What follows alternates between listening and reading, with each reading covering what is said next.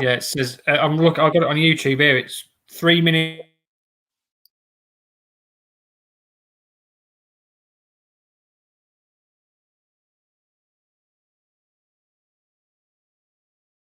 Are we on 15?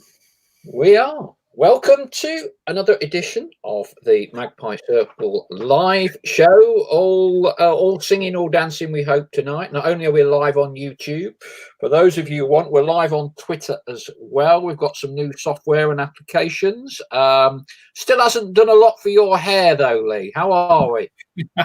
I'm okay, thank you, Paul. How are you? Very well. All the better. All the better for doing for signing up 2 player sponsorships on Friday, and one of them scores the first goal as a defender for Notts this season. There you go. Maybe you should sponsor the rest of the team.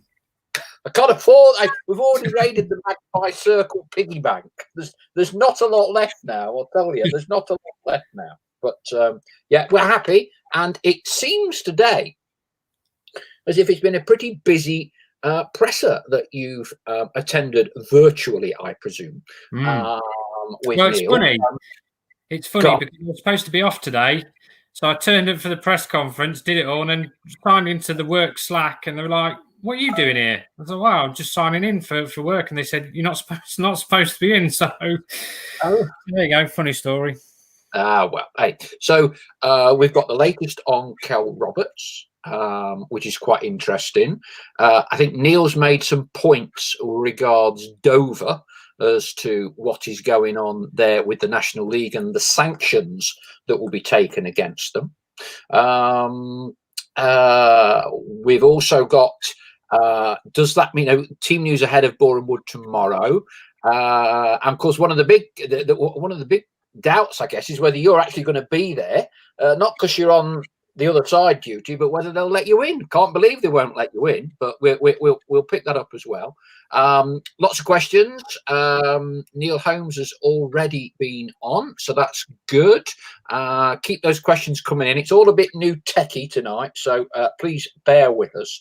But look, tomorrow night, Boreham Wood. The one person we know definitely won't be there is Kel Roberts, and I think you've kind of alluded to this, that it might be a little bit of time before he comes back, and you've been able to shine a little bit more light on some of the challenges that Kel has been facing. So from your chat today with Neil, what's the situation with Kel? Because long-term possible COVID issues in terms of making a full recovery, yeah? Well, that's what the club are exploring at the moment. He's been sent for some blood tests, purely because I think every time he's tried to step up his recovery, he's encountered a muscle strain. Now, prior to COVID, Cal's never experienced muscle pulls at all. So the club are just wondering, and perhaps a little bit concerned, that maybe that he's got some kind of long-lasting impact from COVID. He's had 3 muscle strains since coming back. Every time he's tried to step up his recovery. So the club is sending him for some blood tests now. He is back on the grass, which is always encouraging.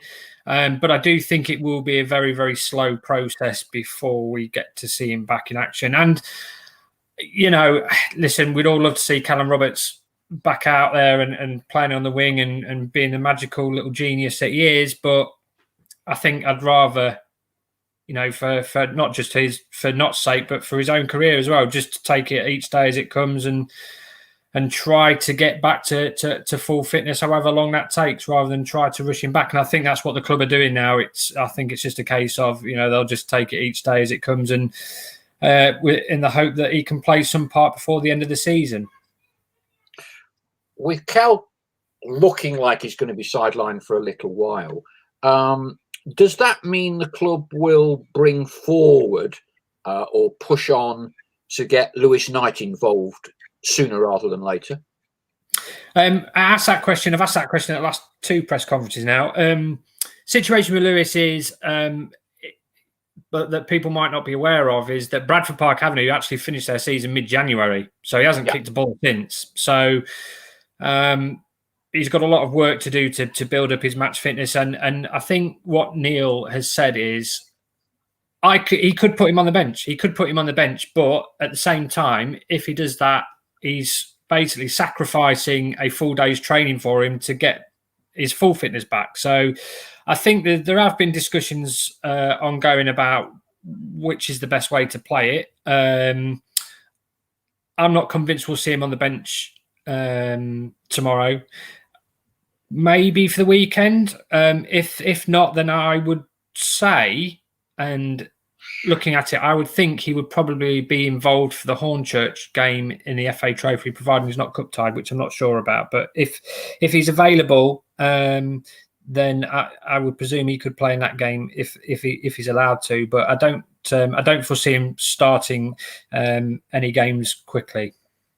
Yeah, because you did a great story with him, didn't you, about being a barista in a motorway service, which I saw been picked up by one or two other media outlets as well. He sounds a character. He was a very charming young man, actually. I mean, he was just very honest, and he was lovely to talk to, and you sense that this is a big opportunity for him. I mean, I've spoken to people further down the non-league ladder, and I'll say this because I don't think I'm breaking any confidences, but a Football League player sent me a text last week who played at National League North level and has moved into the Football League in the January window. Sent me a text out of the blue to say, "You've done well to get him." And I was like, "Who what do you mean?" He said, "Lewis Knight." And he just basically said, "Really good player, very direct, very strong, quick." And he said there were a few looking at him. So I think what's helped Notts is obviously there's no transfer window, is there? So they've capitalised on that and they've got him in quickly and over the line because there were several Football League sides looking at him. I'm always a bit wary to build these players up because, Callum Roberts, we didn't do that with him, and then he came in and made this huge impact because it does take time to acclimatise. But the signs are, certainly from the people I've spoken to about him, that he's, he has got something about him, and 9 goals in 14 National League North games. I think he's scored 11 goals, in the season in total, 9 of which have come in the league. And he's worked really hard. He was obviously at Leeds United as a youngster. He's come up through the ranks there. I think he got let go. And like a lot of those players, they have to go lower down and build their way back up, which he has done. And listen, National League North is a tough league, really hard league. So, he'll be used to the physical demands and what's expected. So I'm quite excited to see what he's going to be like, because I do think Notts have missed a centre forward who is busy, who is industrious, who is blisteringly quick. Sorry, it's easy for me to say. And I think he will be somebody who, if he's not starting games, could be a potent option off the bench. So I'm really excited to see what he can bring to the table. Well, the Magpie Circle listenership are on the ball. Dean Gollin, closely followed by Chris Barker, have just dropped us a line to say he is cup tied. He did play for Bradford, so He won't be able to play for us, assuming Dean and Chris are correct, which I'm sure they are. Kevin J.S. Duskett Jr. On the line from somewhere in darkest Canada. Be morning there, well, afternoon, I guess there. Now, us Notts fans are not always easily pleased. Stephen Orton, so we've brought in Lewis Knight. He says, "Good evening, gents and everyone watching. Has Paddy Madden joined Stockport? If not, do you think Notts should make a move?" So our Danish owners have got to loosen the purse strings even more now. Well, it's interesting, isn't it? Because Simon Grayson came out the weekend and said Stockport had inquired about him, but it wasn't a loan. It was actually a permanent move by all accounts. Now, if money was no object and the money was there, he is the type of centre forward that ideally, when I talk about proven quality as I did last week, somebody of Paddy Madden's ability would absolutely walk into Notts' side. He's played alongside Carl Wootton before at Scunthorpe. Those pair, and I think if you'd seen, I did a tweet, I think it was on Friday or maybe even Saturday night, where there was a clip of those two scoring goals together against Shrewsbury for Scunny. So if I could go all Football Manager and go and hijack the deal, then yeah, I would do. He'd be definitely somebody I would look to bring into the football club. But of course, it's all about the money, and And also about Paddy's career, because he's scored goals in League One this season, and I imagine there would be a glut of Football League clubs who would want him as well. And I think, obviously, if he's not getting regular starts at Fleetwood, does he hang out and wait until the end of the season and then look to sort his future out there? Or does he move to Stockport now? I mean, that's what, they're probably the decisions that he's going to have to take in the coming weeks. But yeah, sort of, if we could all dream of bringing in a centre forward who's got proven and has scored a lot of goals in his career, then Paddy Madden would certainly be one of them.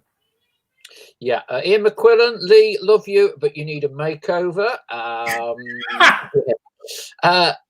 Neil Holmes. So Neil was first on. So let's talk a little bit about Saturday. Boreham Wood coming up. Even importantly, much improved performance on Saturday. I certainly felt it was. Change of shape helped, as well as a superb debut from Mark Ellis. Will Neil keep with the 3-5-2 or adopt a horses for courses approach? Did Neil give any indication of thought processes at the presser today? I'd be very surprised if he does change it, but I was thinking about this to myself over the weekend. I mean, if you look at Notts' squad, you would say the best quartet of players anywhere throughout the team, where you take the strikers, the centre midfield, and the centre halves all into equation, the strongest area of the team are the centre halves. They've got 4 really good, capable, dependable centre backs. So I can understand why Neil would choose to play a 5 or a 3, whichever way you want to go. I called it a 5 today. He quickly corrected me. He said no, 3. Why you would play those 3? Because they're the strongest players. They're the most experienced. They've got the best quality. So he's obviously gone and thought, right. And he went for experience, didn't he, at the weekend? I don't think there were many young players in the team. That's obviously served him well.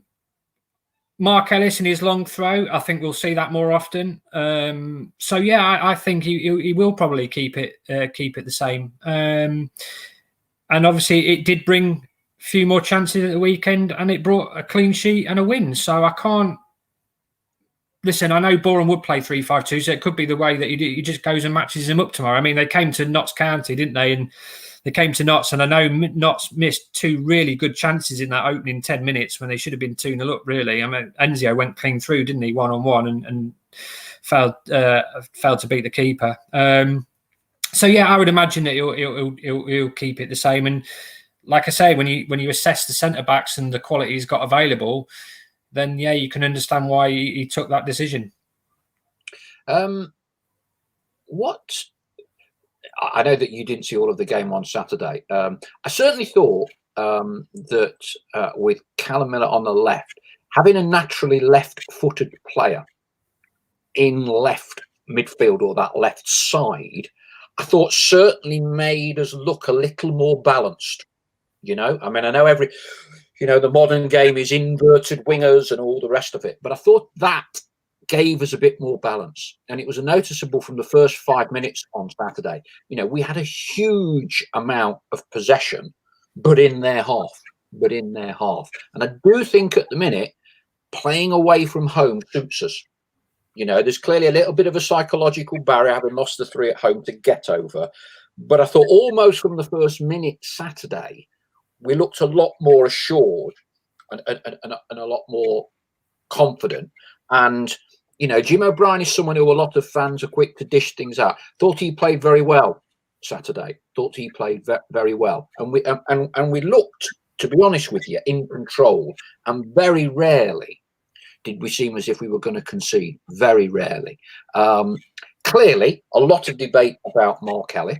A bit of inspired sponsorship acquisition by us on that one, I think. Really good signing, though. Really good signing. I mean, I like the fact. Clearly, he's very experienced. He's got 3 promotions on his CV as well, hasn't he? He's got 3 promotions on his CV, and I think that's good. He knows what is needed and understands the pressures to win most of your games and get over the finishing line. So I think that's going to be important. I think he caught a lot of us by surprise. Well, 2 things. 1, the long throw. We'll come on to that in a moment. And 2, first defender to score a goal this season. What a stat that is.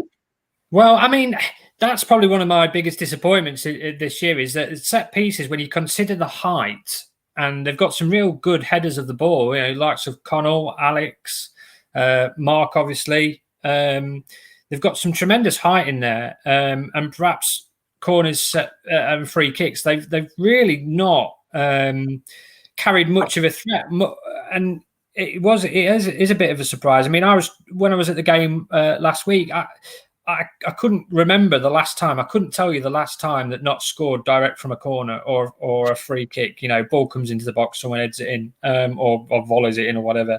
I couldn't remember the last time, and whether that's to do with delivery or just having the players who want to have that aggression and bravery to want to go in and put where it hurts. I'm not sure, but I think the one thing that I would say about Mark Ellis is vastly experienced, already off the mark, and like you say, three promotions under his belt. Again, they've got a lot of good characters in that back four. And like I say, Alex has won promotion before. Richard Brinley's won promotion before. Mark Ellis.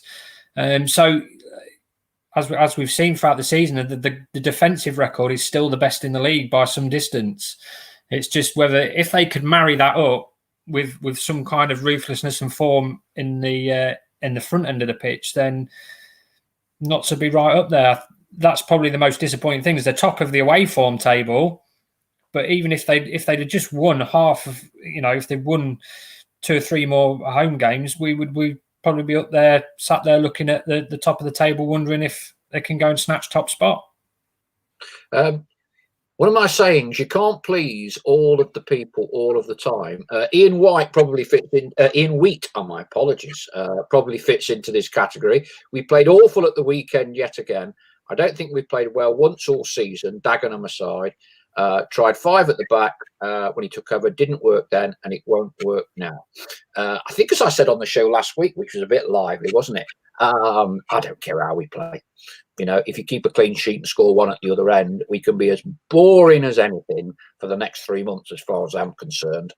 It's a results business, never more so than when you're trying to escape the clutches of the National League. Do you detect any change in Neal's mood at all today? Because I think it was clearly a seminal moment last week. The players had their own inverted commas summit meeting, I think, that you reported. Neal came out, no excuses after that midweek defeat. What was?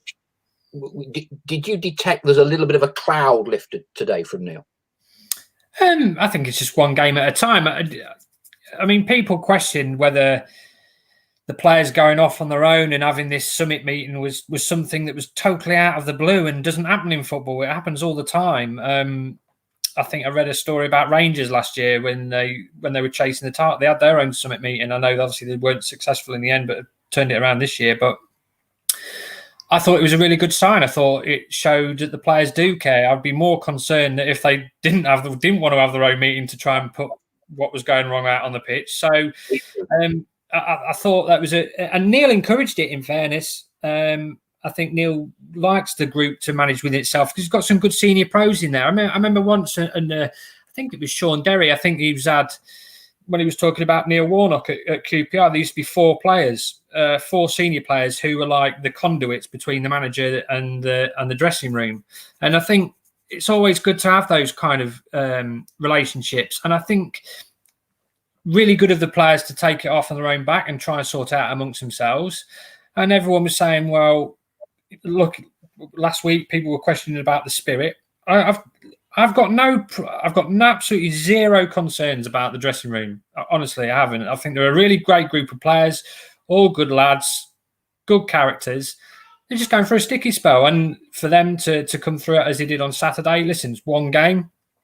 But as we saw over the weekend, some other teams are going through exactly the same. It's a very, very tough season, and they've just got to try and put this run together. And if they can do that, and as we saw last season, which they did, admittedly, they did have Callum Roberts at the time, but they are capable of doing it. And if it takes grinding results out and winning 1-0 every week, then surely you would take that. I'd rather, like you said, play really badly and win 1-0 than play brilliantly and lose 2-1.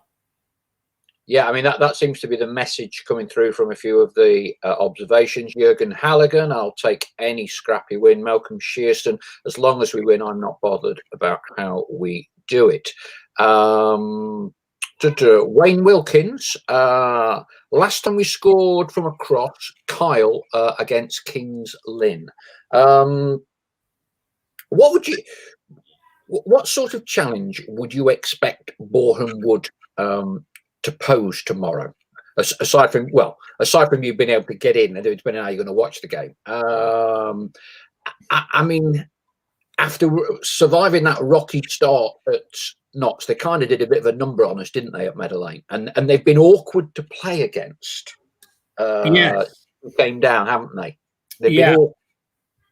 Yeah, I mean, it's interesting because I actually felt at that time when Notts played them, I actually thought they were well equipped to go on and get into the playoffs, but they've not won in the last 5.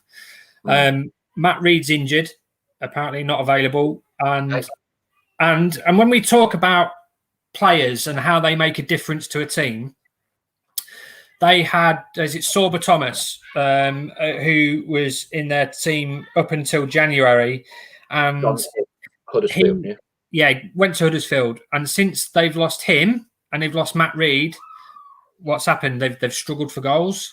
They've not won in the last 5. So at teams at this level, when you lose players of quality, it makes such a massive impact because they tend to be the best players, and a lot of the teams just don't have the strength in depth. You know, it's not like if Liverpool, for instance, lost Roberto Firmino, they've got Diego Jota to come in, who's equally as good. That doesn't happen at this level. So, but I still think that Luke Garrett's a really wily manager. He's very highly rated. He continues to be linked with numerous jobs in the Football League. But I expect they'll play 3-5-2. I don't think they'll stray away from that. And what I do remember about them is they're quite good in the air. If you remember, they scored, I think it was from the header, wasn't it? In the game here. So that's something that Notts are going to have to be mindful of. But they've got a really good pitch as well, which I think will actually suit Notts because they're obviously a really good passing side when they can get the ball down. I think it'll be an interesting game, but it'll be tough, as they all are. Notts have just got to try and keep going, grind out results, slowly build up that confidence, and hopefully close down those who are leading at the top. Questions coming thick and fast tonight.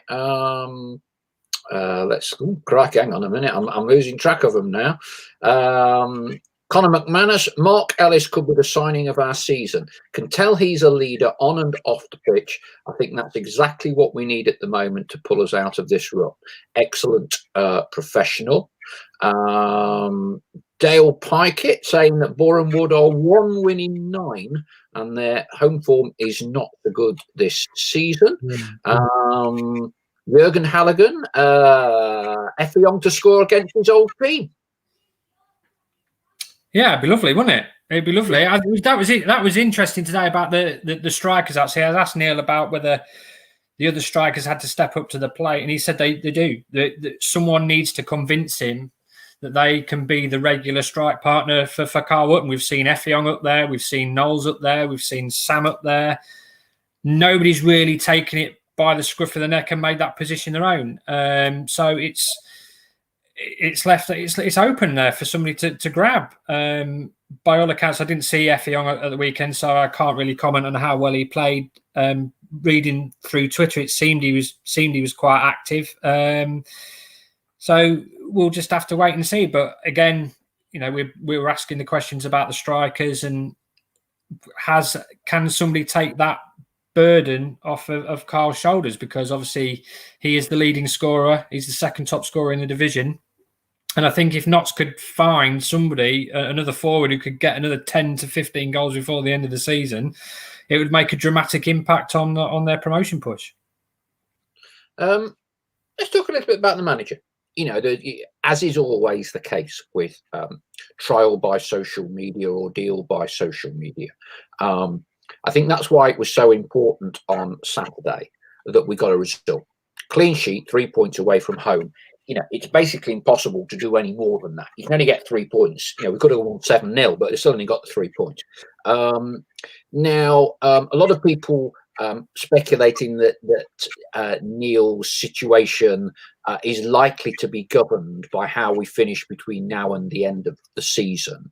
Have you heard any talk of discussions yet, or do you think this is something the owners are basically putting on a back burner till the end of the season and see where we end up? Because effectively there are 3 outcomes, aren't there? 1, we get promoted; 2, we make the playoffs; 3, we miss out on the playoffs. Yeah, I don't think that, as I said last week, the owners aren't. They don't strike me as owners who act on emotion. They're very, very methodical, very statistics based. And I think the most interesting thing is I remember doing an interview, I think, with Alexander, sorry, about he actually did a study on football clubs who sacked their managers. And it was really interesting because I think he was basically of the opinion that it doesn't always work. You know, you have an initial bounce when you sack somebody and appoint a new man, you get an initial bounce and then things just naturally go back to where they were. So I think, I know the demands on Notts this season are to get out of the league.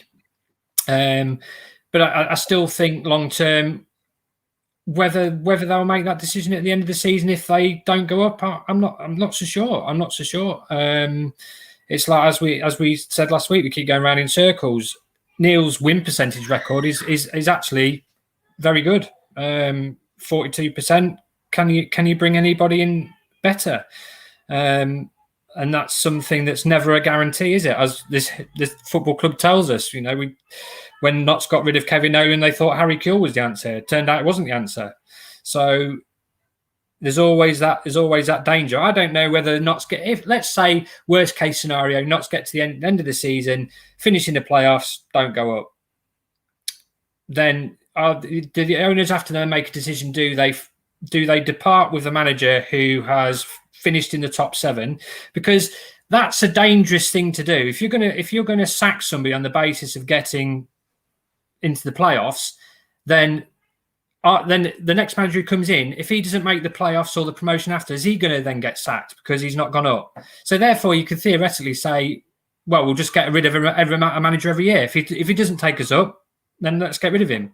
And you have to remember, there's only one promotion spot available, and the playoffs, as we all know, are a lottery. So I think they'll take it game by game. They'll look at the statistics and they'll see. But I think across the board, you know, there are some things that I felt that the club have probably not done as well this year in terms of the recruitment up front.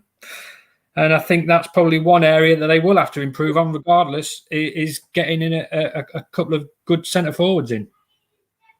Yeah, you see, as you know, I'm not a big man on statistics. And I totally understand the point about win percentages. I think given that Notts are now in the National League, I think that win percentage argument, and I don't disagree with your sentiments at all regards Neal, by the way, I'm not sure that the win percentage argument isn't a flawed one. Because Notts County in the National League, there is a level of expectation to win matches that there isn't in League 2 or League 1. Because quite clearly, if you're looking at where we think Notts County should be with crowd base, facility, support, size of investment, Notts should not be in the National League. Now, I know it's a dangerous argument to go down when you look where Wrexham have been and Stockport have been. But I think the reality on which you have to judge Notts' on-field success is ultimately by getting out of this division. That might be harsh, but I think that's the way you quite brutally got to do it. And so whether it's 42%, 47%, 41%, I actually think the barometer you've got to use is getting promoted. Now, I think with Neal is a very, very, very safe pair of hands, as you and I have spoken about before. He's 85% of the job you want as a manager of Notts County in the National League. He's 85%. Notts could easily have been like Chesterfield, battling against relegation in the first season, rattling around in the lower divisions. It could even have happened like Stockport, that you drop down a division. Wrexham have had a couple of flirtations since dropping out of the league, but they've had a lot more seasons when they haven't troubled the playoffs. So Neil, playoffs first season got to the final against Harrogate, and this season we've been in the playoffs pretty much since day one. So I think it's kind of that 80-85%. But I think the reality is we've got to get over the finishing line. You know, we're in it for a gold medal, really, aren't we? Not a bronze or a silver. The reality is we are preparing this club and this group of players to get gold. And bronze and silver, in the scheme of things, don't really cut it. And that may or may not be fair, but I think that's kind of where we're looking at it. And that, I think, that's a big dilemma. That's a big dilemma for the club. But my argument is you don't want to become a club that chases. You want to be a football club that builds. And I think there's always a danger that if you're going to judge a manager on not becoming champions when there's 23 other teams in the league, I think you're setting a very dangerous precedent, because if that's what managers are being judged on, that they have to finish at the top of the league, then then the odds and everything that you need to go for you, it's very hard. I think you don't want to be chopping and changing managers on the back of failing to go up, because you never build anything then. Because new manager comes in, new group of players, they don't finish top or they don't finish in the playoffs. He's gone, another group of players, another new manager. So you're chasing, you're constantly chasing. You're not really building for anything, then, are you? And you're just hoping you get lucky. Is all you? There's no scientific basis. There's no structure. You're basically hoping that you get the right man lucky, as Lincoln did with the Cowleys. I don't think you can have, as Notts County in the National League, a 5-year plan to get out of the National League. I don't think you can.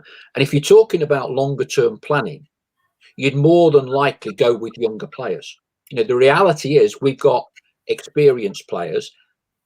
The potential reality of the situation is arguably the most significant senior player, influential player that we have got may well not be at the club next season anyway. So you're going to have to rebuild with or without manager. Don't get me wrong. I think Neil has done a very, very good job. And I think that this whole discussion, and clearly fans talk about it a lot, for me, this is a discussion that you sit down at the end of the season. And it might be very brutal to say we're going to judge things over the next 2 months and 19 games and all the rest of it. But getting out of this division is brutal. Getting out of this division is brutal. You've got to be incredibly ruthless. If you look at historically the managers that have delivered success for Notts, Howard Wilkinson and Jimmy Stirrell, Sam Allardyce, Steve Cottrell, and Neil Warnock, all have been very, very, I would say, brutal people. Because I think you have to be to get success. You have to be to get success. I just think it's a very interesting debate. But, as I've said before, the best person to get Notts County promoted this season, and right now, that's all we should be bothered about, right? The next 19, 20 games decide whether we will become a Football League club again this summer. And Neil's the best person to do that. Neil is the best person to do that, without a shadow of a doubt. Yeah. Oh, yeah, totally agree. I mean, he's a very good manager. He's got his UEFA Pro license, which I don't know whether people are aware of how hard that actually is to get. So he's got the best coaching qualification that's out there. And we have seen people say it's been negative and it's been poor all season. They played really well against Altrincham earlier on in the season, played scintillating football against Barnet when I think they ended up winning 4-2. Produced a really good performance against Dagenham. There've been some, I thought, against Solihull Moors. It was a tactically disciplined performance, ended up winning that game 2-0. Listen, you always want teams to play free-flowing, brilliant, lovely, eye-catching football every week, 4-0s, 3-0s here, and which Notts were doing last year, by the way. Joint second top goal scorers, and they have the second best defensive record in the league. The reason why I think that those numbers have taken a downturn this season isn't because of Neal's philosophy. I just don't think that the players who came in to replace those that went are of the same standard. So I think the midfield is a long-term debate that I think is definitely worth having, because I do feel as much as Mitch Rose was maligned by a lot of the fans last season, he was an athlete and he was a battler and he could run. So I think that's something that they can probably assess and sit down and look at in the summer. It's the same with the centre forwards. Look at where you could have got better. This is what we could have done. This is what we should be doing for the future. I thought those conversations would have been had once they'd lost Christian Dennis, and for whatever reason, the club wanted to explore the European market, and that's fair dues. But what was it ever? Those players that they're bringing in were just potential. They weren't ready made, and that's the one thing that I felt that, as I said last week, was perhaps the single biggest problem, is they didn't perhaps. You can get away with one or two works in progress, absolutely no shadow of a doubt. When you're starting to when you've got 2 or 3 or 4 of them in the team, and they're struggling for consistency, that's when you notice the impact in the results. And obviously, Callum Roberts has been a huge loss. I mean, look, I was looking at his statistics today. I mean, the quality of goals, his assists, and just by the very nature of him being on the pitch, because we all know what a good player he is, the amount of panic he causes in opposition defences open spaces up for other people, and Notts just haven't had that. And also, it's moved Enzio on from his position on the left and being able to cut inside, which I actually think is his best position. Roberts' absence actually put Enzio on the right-hand side now. So, it has had a massive bearing on the team. So, I don't know. But it's just, I just don't think that some of the players they brought in have been able to be consistent enough. And Neal said as much today in terms of the centre forwards. Does not need somebody now. And we're 22, 23 games into the course of the season, and nobody has really stepped up to the plate to say and hold their hand up and go, I'm worthy of playing alongside Kyle Watton. Nobody's done it.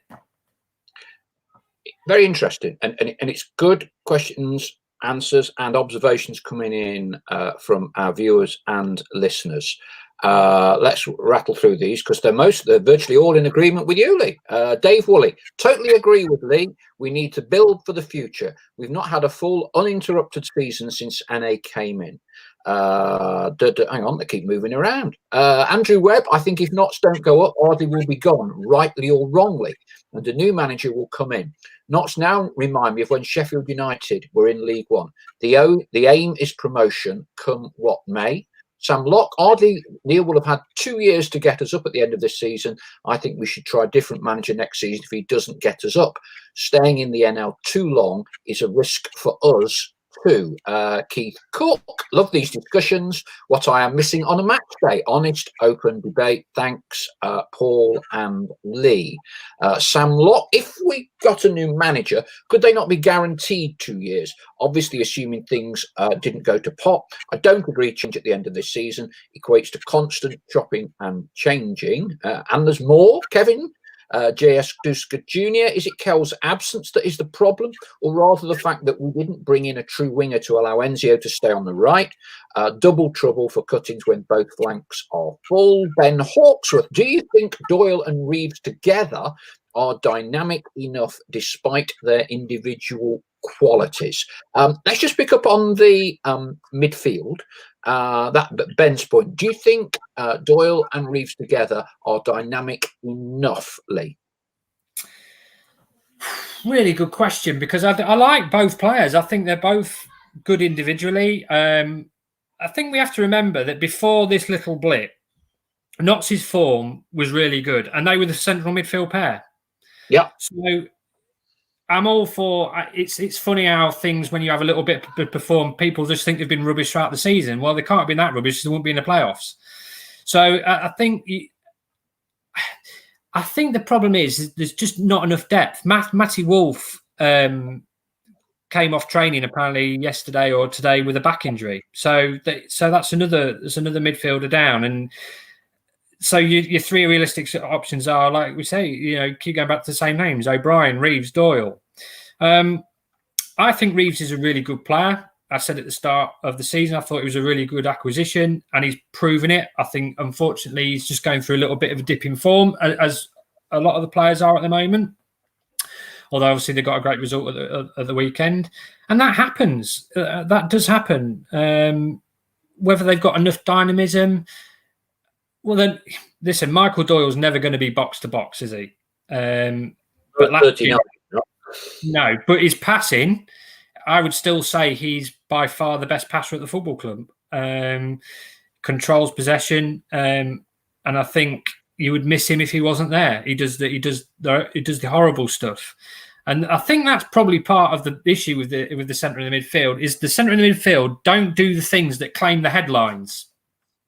If Jake Reeves had scored 8 to 10 goals this season, everyone would be going, "Wow, what a signing!" But of course, he works industriously.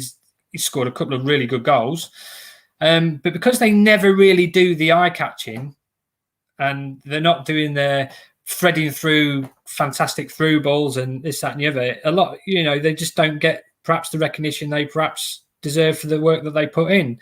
I think long-term there's a question to answer, because obviously Michael's 39 and Jake Reeves is, 28? So he's still got a good few years left in him, but do not need that box-to-box midfielder. They had one in Mitch Rose last year, and the fans didn't think he was good enough. So the club got rid. Well, the club eventually made the decision to get rid of him. I actually like Mitch. Thought he was big, powerful, and he was an athlete, and he played pretty much. If you look at his appearance record last year, he played pretty much nearly every game. Didn't miss many. Didn't. No. And he was a really good penalty taker as well, which is another bugbear of mine, given what's happened with the last couple of penalties we've had. Rob Holland says, if Wes Thomas had been able to play more, would that have made the transfer policy for strikers seem less of an issue? We've certainly missed his quality up front with Wootton. I really like that Wes is a footballer, but I don't think the football club could have anticipated what was going to happen. I mean, that was just one. I mean, when we talk about Neal and he's had 2 years, he has constantly been firefighting, constantly. He came in obviously with the team in League Two. There was obviously everything that was going on off the field at the time. The team get relegated, then the takeover was late. Comes in, builds a new team 2 weeks at the start of the season, does a fantastic job.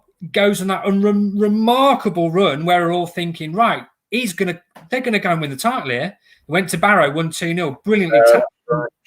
Great performance at Barrow. When they had one of the best home records in the country, brilliantly tactically superb, on-point performance. They go and beat Eastleigh 4-0, and they just looked a team that was at it. Even Neal said himself, didn't even have to say anything, could sense it in the dressing room. That was it. They were in unreal form. And then, of course, COVID comes. And then we have this break, and then obviously the playoffs come back. Team get trained really well. They come back, beat Barnet in the semi-final of the playoffs. Really good performance. Go to Wembley, and obviously didn't turn up on the day. And Wembley, I think, did a few funny things to players that day. Joel Bagan, for instance, I remember just being like a rabbit caught in the headlights. And then this season, COVID break after COVID break after COVID break, lost his best player for the majority of the season. Nobody could have foreseen that. Wes Thomas, the striker, you would have said when it started the season, who was capable of getting double figures, he would have been one. And actually, the Wes Thomas and Carl Wootton partnership was arguably the best forward partnership. They played really well together against Altrincham.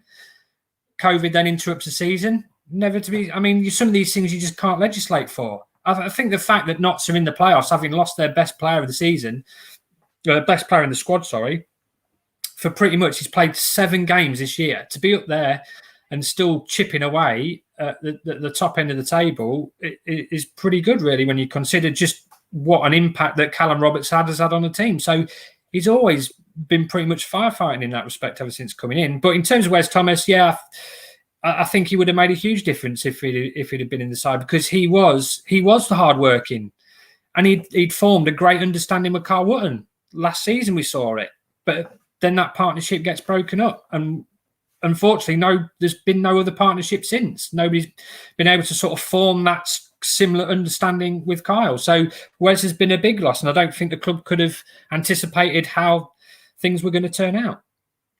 Now, Reeves was suspended for the weekend. Yep. Won 1-0 away from home, kept a clean sheet. Neal does like usually to make changes. Do you think he will make changes for tomorrow or keep an unchanged team? Oh, no, yeah. I mean, usually he does rotate, doesn't he? I mean, usually he does. He did last year, and he was quick to remind us of that today. When Notts were going on that amazing run last year, he was changing the team pretty much every week. If you remember when they went to Barrow, Wootton was left on the bench. Scott Wilson started that game alongside Wes Thomas. And Tom Crawford came in for that game alongside, I think, Doyle and O'Brien, if I remember rightly. That was the midfield trio that day. So he does have a history of making changes. I actually don't think there'll be a change to the defence. I think the only change really, or changes, will be either in the centre of midfield and up front. Apparently, Effiong was really flagging for the last 10 minutes of the game, according to Neal today. So maybe that will be another decision to make on who goes alongside Kyle. Kelsdyke says that he really likes Neal, done wonders for the club. However, if he's made one mistake, for me, it was a massive one in not playing Rawlinson in the playoff final. Onwards and upwards. Richard Hawksworth agrees. Where do you think we're going to be? Gaze into your crystal ball. Okay. Do you think, because we've not we're unbeaten for a lot, we've drawn quite a few. Do you think, because being realistic with what Sutton have put together, if you are talking now, and let's be realistic here, we're still just over halfway, but kind of we're all at our Torquay, out of sight, and all the rest of it. If you're a Torquay fan now and you're looking up the table at Sutton, I mean, it must be difficult. It must be difficult. Sutton have clearly are the form team at the minute. Undoubtedly, if Notts put to a run together, 7-8 wins out of 10, okay, I don't think they'll be that far off Sutton, and I don't think they'll be that far off top spot, okay? The big question is, can Neal get this group of players to go on that run? I said at the start of the season that I didn't think they'd win the title. I think I went on record. I said I thought they'd finish top 3.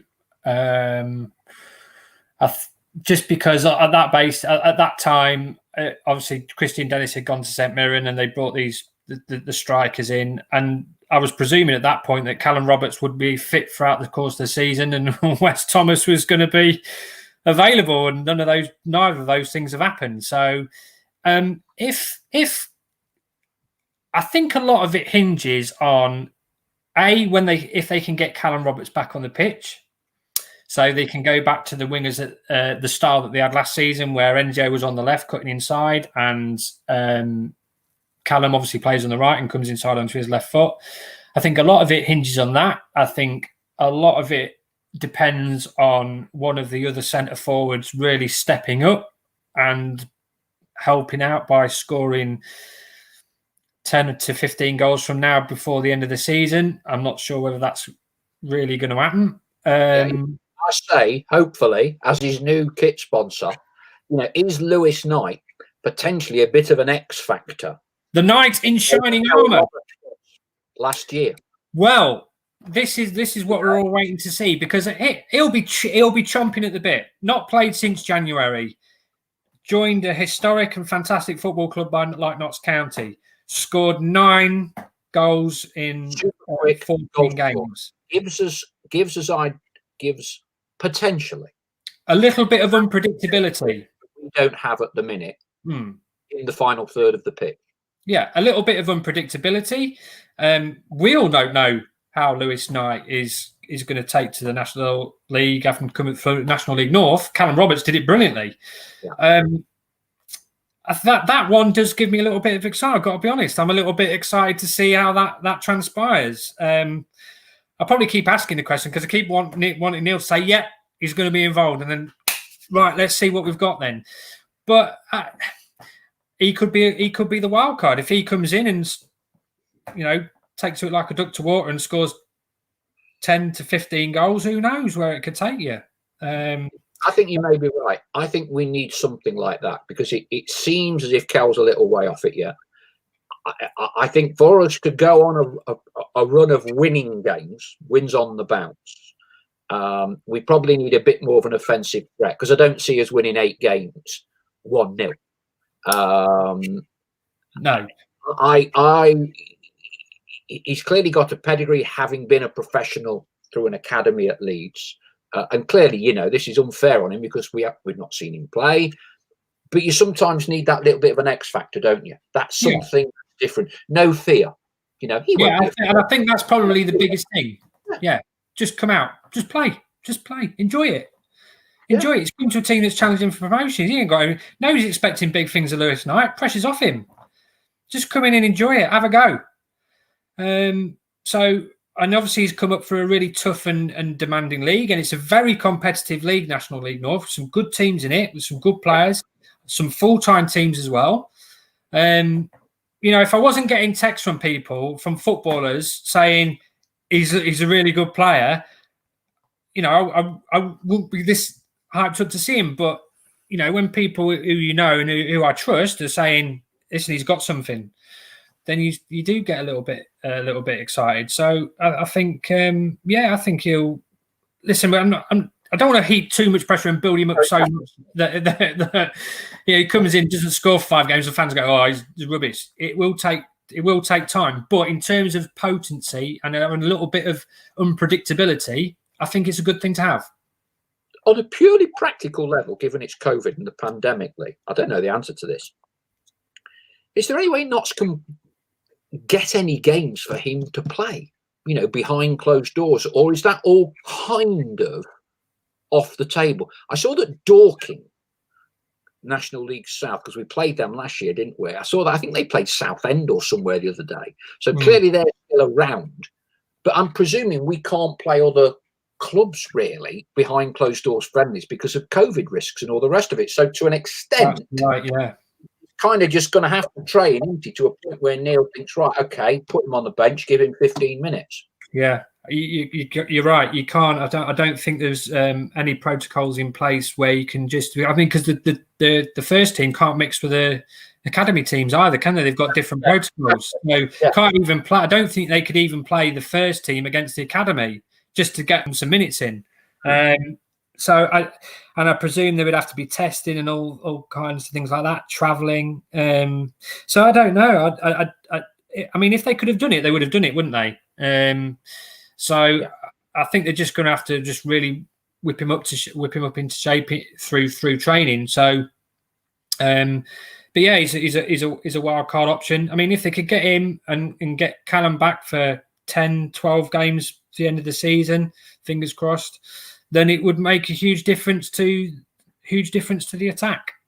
Yeah, I mean, I am a big fan. It's not how you start the season; it's how you end the season. That to me is Neil Warnock was an absolute master at that, winning.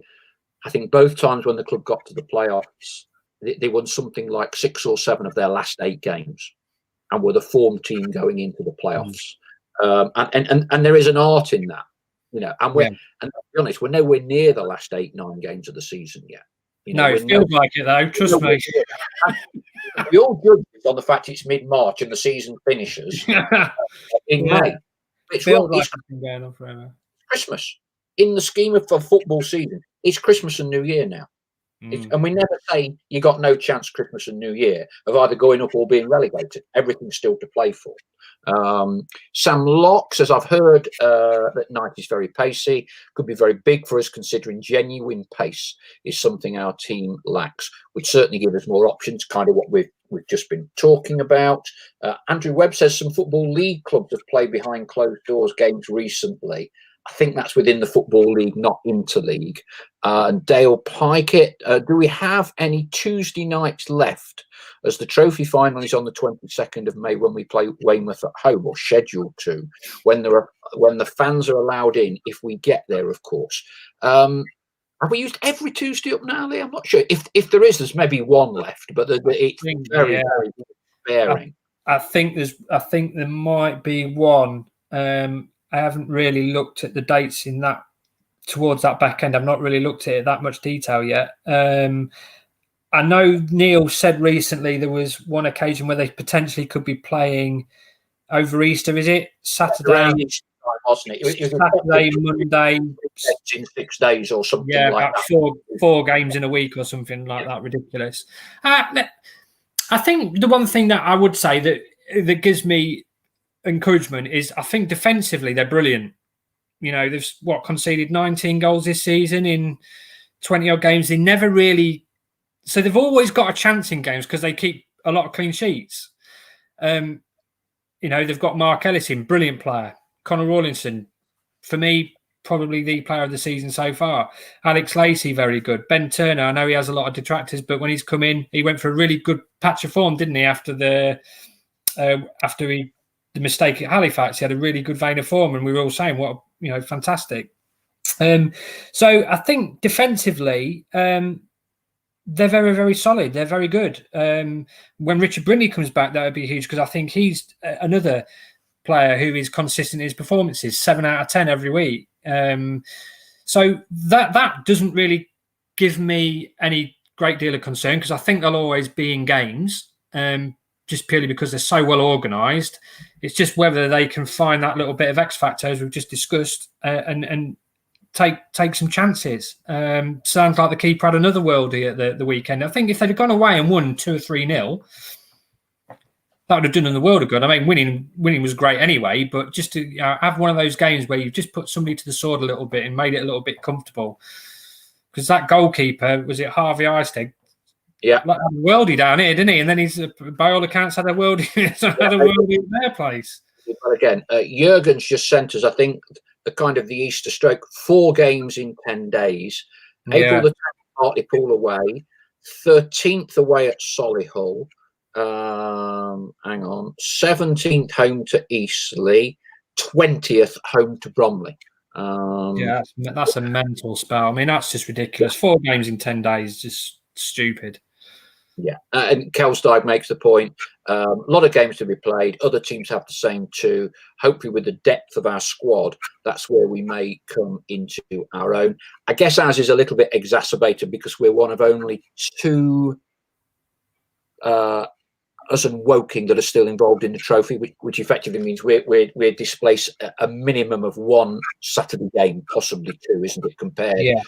Other teams, if you're at Sutton, your schedule is kind of mapped out now. It's kind of mapped out what you've got. You can target a specific week when you think, right, I've got to watch days in between there. But I'm not totally sure. Hey, I stand to be proven wrong here. I'm still not totally sure Sutton will last the pace when the pressure is on them. Ultimately, Torquay found that difficult. Very soon, Sutton will become the favourite to go up. And that does a lot of things to a lot of people when the focus is on you. It's one thing to be coming up on the rails. It's another to be there to be shot at. Yeah. Again, all it takes is one injury, Paul, doesn't it? I mean, look what's happened to Torquay. Lost Danny Wright. Not won in the last. I don't think they've won in the last 5 games, have they? About what they've won. Yeah. So they've obviously bad injury, couple of bad results, pressure on them to keep at the top of the table. Again, Sutton, I think somebody pointed out to me, so hat tip to Keith, the Notts fan, because he sent me a message the other day to say that Sutton, I think, in their next 11 games, only 2 are at home. Is that right? Oh, okay. Yeah, right? So stacking it.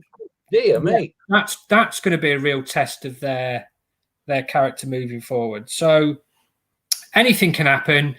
Teams lose form. Teams in the top 7, will go on little patches where they're picking up, like Sutton are now and Wrexham are, and there'll be patches where they'll come a little bit unstuck, as is what happens throughout the course of seasons. The big question Notts got to do is whether they can capitalise on it, because as we've seen, the door's been left open several times this season. They've not quite managed to grasp it. So, I think everything's still to play for, isn't it? Everything's still to play for. Like I say, 21 games to go. half the season still to be played. Although it feels personally like I've sat for about 3 seasons in one at the moment. But yeah, it's just a question of getting on a really good run and getting the key players back. Final round of questions, and we'll wrap up. We've not discussed Dover, by the way, either. Say again? We've not discussed Dover yet. Exactly. I was going to wrap these questions up, then I'm going to discuss Dover, because obviously Neil brought that up today. So I don't know how to pronounce this one. Charfitab. Obviously, it's short for something, isn't it? I think I'm in the minority in saying I'm more than happy with finishing anywhere in the top 7 if we get to the trophy final. I'm guessing that's a younger fan who will probably never been to Wembley, wants a day out, because I think as it stands, Notts have announced that there will be a small crowd is going to be allowed into Wembley. And I can quite get younger Notts fans couldn't go last year. I can quite get the day out at Wembley, you know. I quite get that. James Spring, 3 years ago when Sutton were in a similar situation to now, they went public and said they were unwilling to rip their 3G pitch up if they went up. Wonder if they've changed their opinion. James, I've not got any cash on it. I'll get my credit card out, my Amex, my American Express Gold card if you want. I'll bet you anything you want, right? They'll go up. That pitch is coming up. Don't worry about that. I think they've already said they're going to do it, haven't they? It wasn't an issue, was it? Harrogate's got dug up pretty quick, you know. And Ben Sanderford, we've got some knowledgeable guests. Sutton have got a loan approved for a grass pitch renovation. Yes, pulled that one from somewhere, but well done, well done. Charfitab, you're spot on, Paul. Haha, watching the playoff final at home last season was gutting.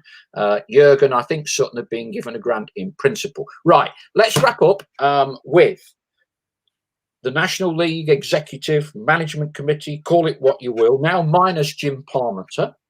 I'm not sure that's a massive loss, if I'm honest with you. He's the Dover owner, by the way, that's pulled the plug on Dover playing any more games this season. Now, Neil's made the point today at the press conference, hasn't he? Saying we need clarity, level playing field, integrity of the competition. We need to know what is happening with Dover, because you expunge the record, it makes a material difference. Yeah, they either expunge the record, or more controversially, I would suggest unlikely, but it could happen, every other game that Dover haven't played, the other team gets awarded 3 points. What were Neil's thoughts on this today, Leigh? Well, he said basically that none of us know what's going on the corridors of power in the National League, which I kind of agree with. I think a lot of the managers, I know James Rowe came out and spoke about it in the last 48 hours, and Neil's very much of the same opinion. Need some clarity. Need to know what's going on. I think what will happen, and I think what should happen, is the record should be expunged. That's what should happen. So that would, I think I looked at it today, out of the teams in the top 6, Notts would go above Stockport as it stands if that was to happen. So Stockport would get deducted 3 points, and as a matter of fact, Notts would then go above them. Wrexham would obviously lose 3 points. And I think Torquay would as well. So that would be Sutton haven't played them. No. Sutton, I believe, so they're kind of neutral in this. Yeah. So not be the single biggest winner, because Dover have only won 3 games all season, I believe. And one of them was obviously against us on the opening day. Yeah. So I'm not so you'll be able to answer me this then. So that would make, so the 3 points come off the teams who they've beat, who they lost to, and Notts get their 3 points back. Well, Notts didn't get any points.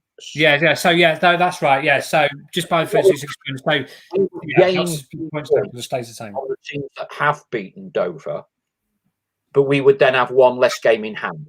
Yeah. That's right. Because effectively those other games get docked off. I think it would be a very brave decision to do anything other than that, but you never know with the National League. You never know, which is a bit scary. Andrew Webb. Hang on, let's see what other fountains of knowledge we're getting from our fan base. In 2004-ish, crikey, Spennymoor went bust with about 11 to go.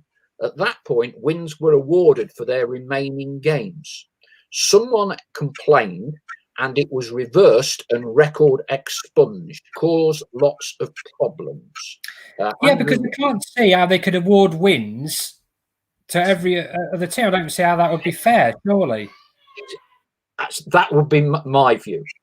Yeah, I mean, because effectively what Dover have done, where it's not even grey, but it's a 5% argument, is that when clubs' records have been expunged, it's when the club has disappeared altogether.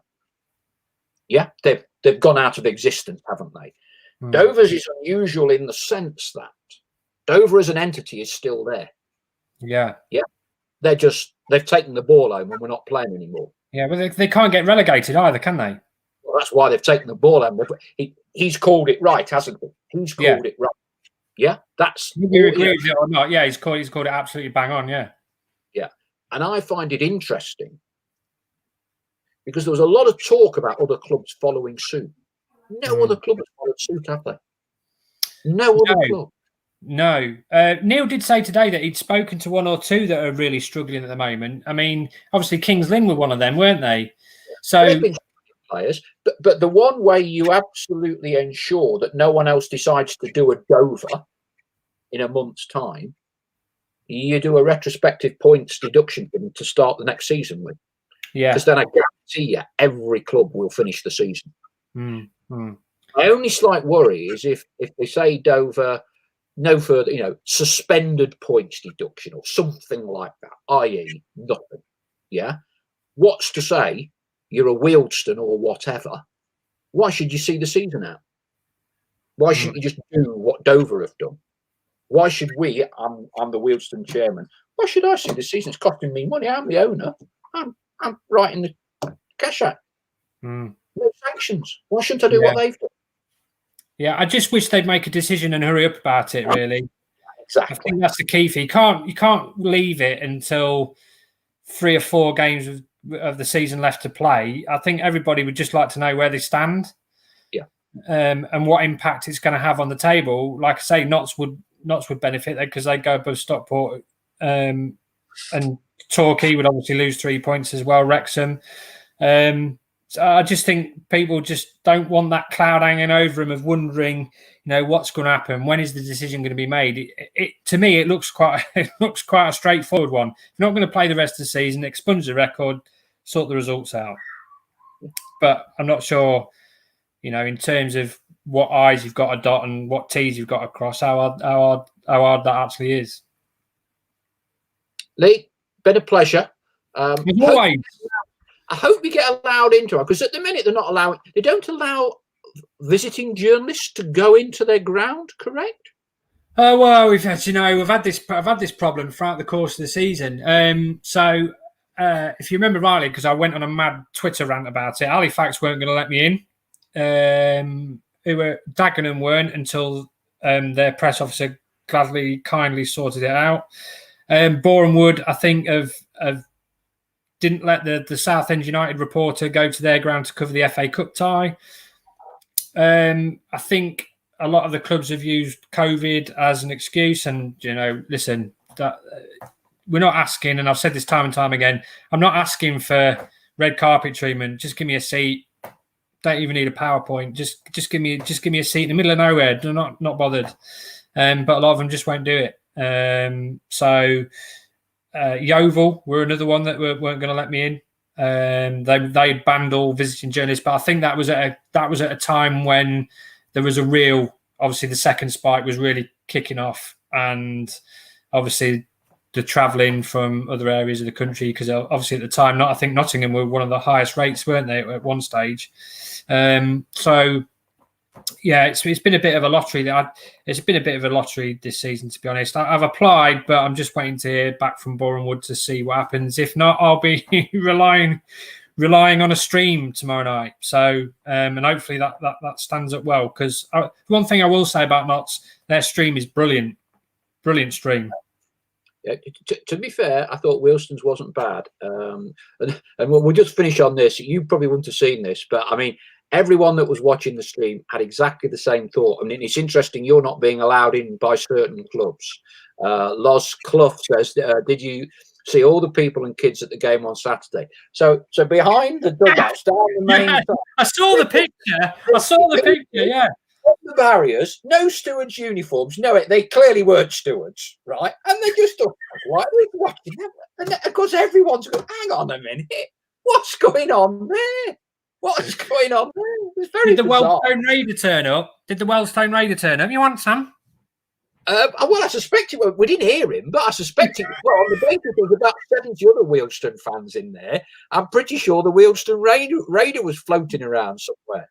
But yeah, very bizarre. Yeah, I didn't see the picture. Bunters. Yeah, I saw it. Yeah, they were all stood lent on the barriers of the terraces, weren't they?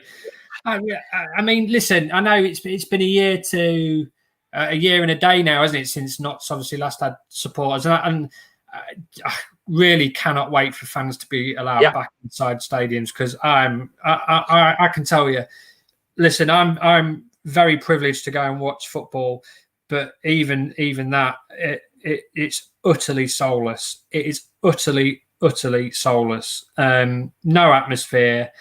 You can just hear the players shouting on the pitch, and you know, it's just not football. It's just not football. It's just not enjoyable. I don't get the same buzz of a match day as I would do, walking up the county road, going through the gates and speaking to the two old fellows who used to wait out for me outside the pavey stand to give me some jip about my match ratings. But that's part of the experience. It's part of the buzz, and that's what I miss. I miss if I'm allowed to swear, the piss poor tour crews, doing and they're a bunch of Notts fans who meet up on it. That's been taken away from them, and I just hope to God soon that all the football fans are allowed back in, because Notts, as I've said time before, the Kop is such a brilliant end to see when it's full, when it's in and it's screaming. I had the wheelbarrow chant, and it does make such a difference to the team. Yeah. So I cannot wait for them to be back, to be honest. Well, on that positive note, we shall bid you farewell, and we shall be eagerly looking if the camera tomorrow on the stream passes by the Boreham Wood press box, as to see whether we can see you and your Alice band in there. So